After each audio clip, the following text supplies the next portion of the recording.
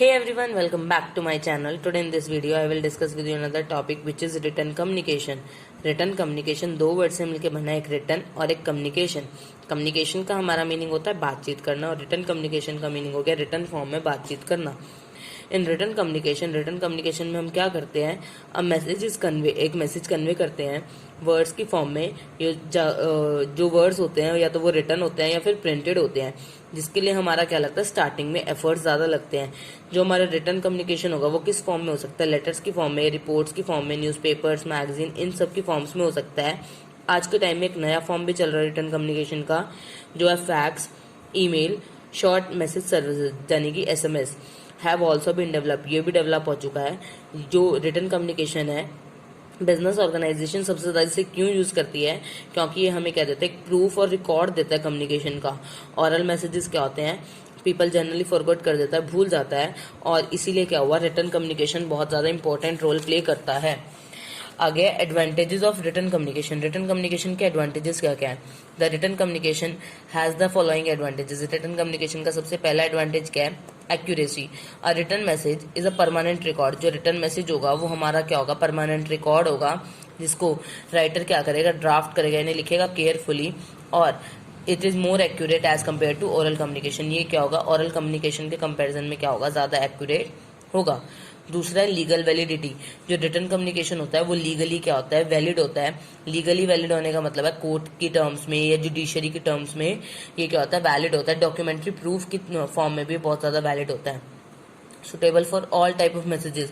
जो written communication है, messages to be communicated of various size and form with the written communication. Written communication के through हम किसी भी फॉर्म का किसी भी मैसेज को कन्वे कर सकते हैं.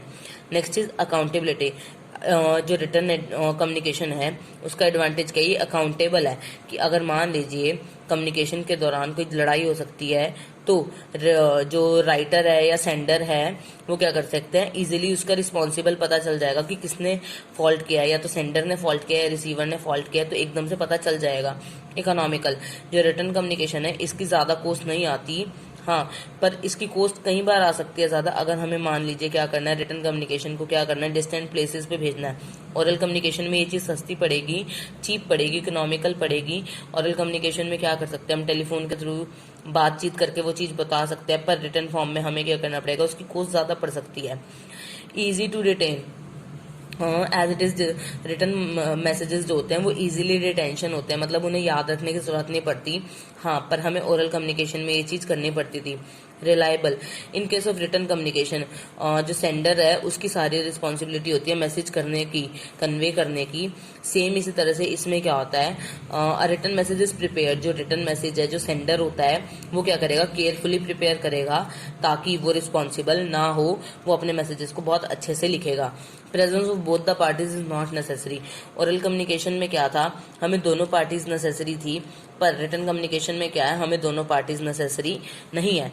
रिटर्न कम्युनिकेशन के 8 एडवांटेज है. पहला है एक्यूरेसी, दूसरा है लीगल वैलिडिटी, तीसरा है suitable for all type of messages, number 4 is accountability, number 5 economical है, ये इजी टू रिटेन है, रिलायबल है, इसमें बोथ पार्टीज की नेसेसिटी जरूरी नहीं है.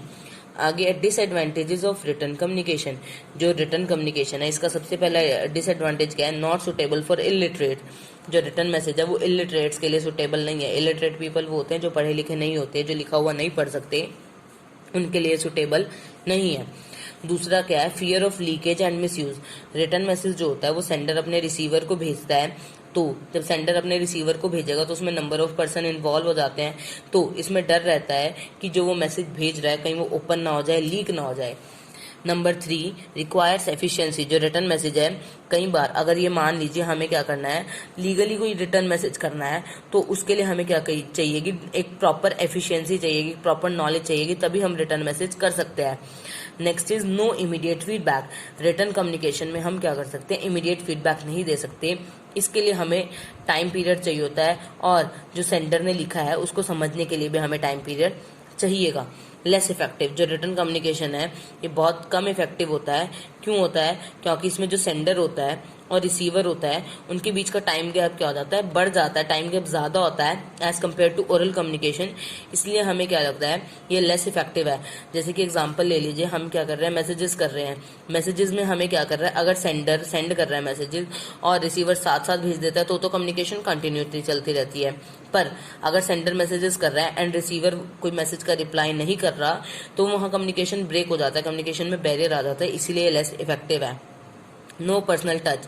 ओरल कम्युनिकेशन में तो क्या होता है, हम बात करते करते किसी को अपनी तरफ से इमोशनली कर सकते हैं, इमोशंस ऐड कर सकते हैं, पर रिटर्न कम्युनिकेशन में हम ये चीज़ें ऐड नहीं कर सकते। एक्सपेंसिव, रिटर्न कम्युनिकेशन एक्सपेंसिव है इन टर्म्स ऑफ मनी, क्योंकि पहले के टाइम में क्या होता था, रिटर्न कम्युनिकेशन में हमें पेपर की ज़रूरत पड़ती थी, फाइल्स की और बहुत सारे पेन्स की, ये सारी ज़रूरत पड़ती थी। पर आज के टाइम में रिटर्न कम्युनिकेशन जो है वो इतना एक्सपेंसिव नहीं है, पर हाँ एक्सपेंसिव है। Lack of flexibility, written communication क्या है, इसमें इमीडिएट फीडबैक नहीं मिलता, क्लैरिफिकेशन नहीं होती, इसीलिए क्या है लैक फ्लैक्सीबल है ये। डिसएडवांटेजेस है रिटर्न कम्युनिकेशन के, इलिटरेट्स के लिए सुटेबल नहीं है, इसमें मैसेज के लीक होने का डर रहता है, इसमें रिक्वायर एफिशिएंसी ज़्यादा चाहिए, इमीडिएट फीडबैक नहीं मिलता, इफेक्टिव कम है, इसमें पर्सनल टच नहीं होता, एक्सपेंसिव ज़्यादा है, lack of flexibility. I hope आपको रिटर्न कम्युनिकेशन का मीनिंग, इसके एडवांटेजेस और इसके डिसएडवांटेजेस क्लियर हो गए होंगे। अगर आपको कुछ डाउट है तो आप मेरे चैनल पे कमेंट सेक्शन के थ्रू पूछ सकते हैं। If you understand then don't forget to like and subscribe to my channel. Thank you for watching.